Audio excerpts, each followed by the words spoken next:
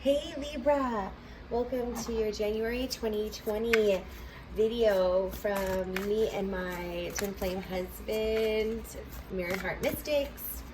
Thanks for tuning in.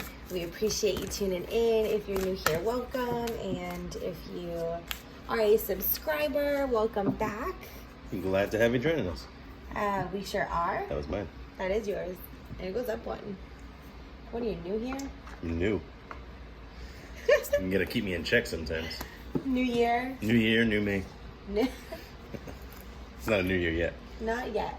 Well, maybe. it will be when It could be when they're watching this. It You're sure right. will. It's It wasn't true. when we were recording it, but we are tapping into January's energy. So happy New Year. So happy New Year. We're going to look at the divine feminine and the divine masculine energy. That divine feminine energy is the wisdom from source, God creator, that comes into us and kind of just, starts to bubble up. And then when it bubbles up, that steam, that divine masculine energy is the force that pushes us forward. Yeah, totally. It's like a locomotive. Choo-choo. Yeah.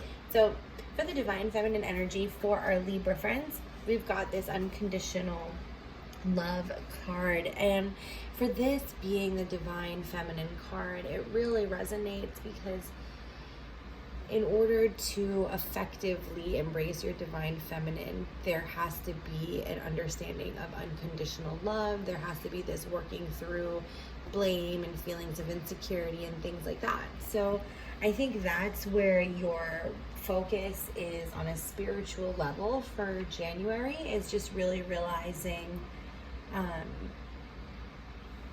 what that is for you. Yeah. I feel like maybe compassion is part of that too, being compassionate towards others and even giving yourself grace. For sure. All right, the masculine energy. Yes. Boundaries. Okay.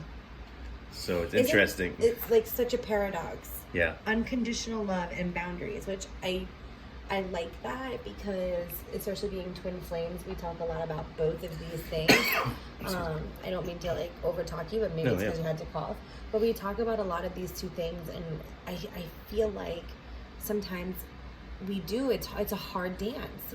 We mess up the steps. We trip over our footing. But I think sometimes when we give that unconditional love, it's kind of hard for us to see what the boundaries are because we're jaded by everything that's going on around us. Here's the thing, I don't really, this might be an unpopular opinion, but I don't necessarily believe in boundaries as much as I do agreements, right? Yeah. Because what? And if I cross the boundary, what happens? Yeah. What happens then? If I cross the boundary, Well, I feel like is off with my head. You just make a new agreement.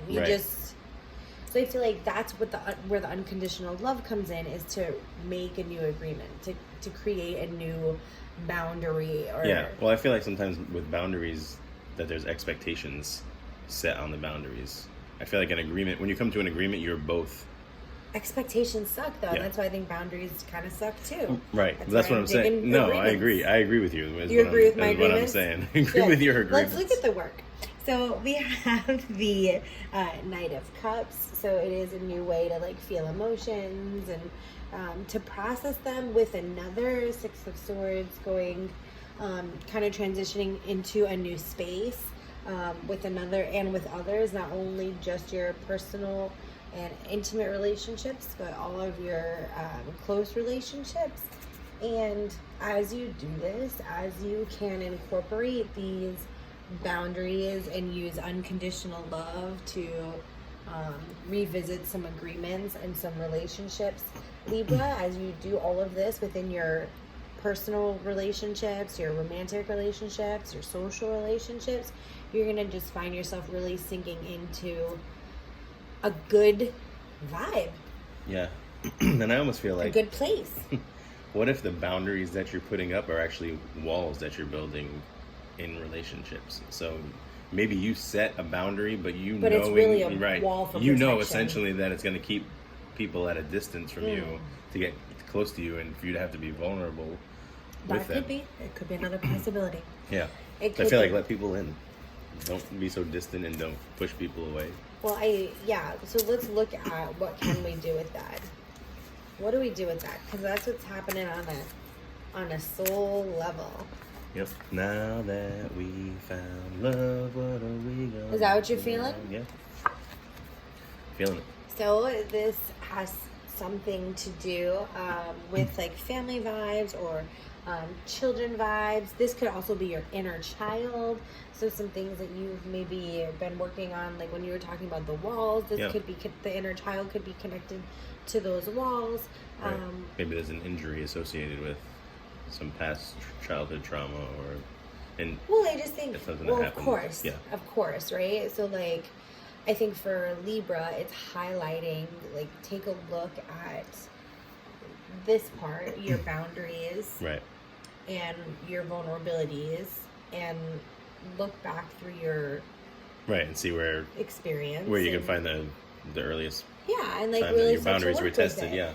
Spirit wants you to really work with that, and or to work with your children here on Earth if you have children,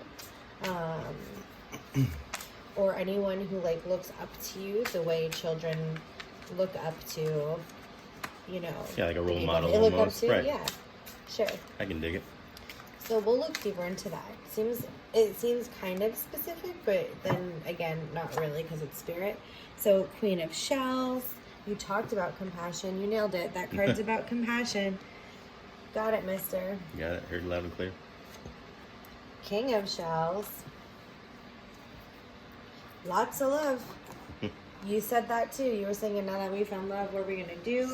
So maybe this does have a lot to do with your romantic relationships or your emotions in your significant relationships are really being highlighted. The boundaries you have in them and the vulnerabilities you allow with them has a lot to do with I was going to say maybe this energy. Having the compassion is for yourself, even not even necessarily somebody else. Like maybe when you make a decision, you beat yourself down about it, whether it's a good decision or not.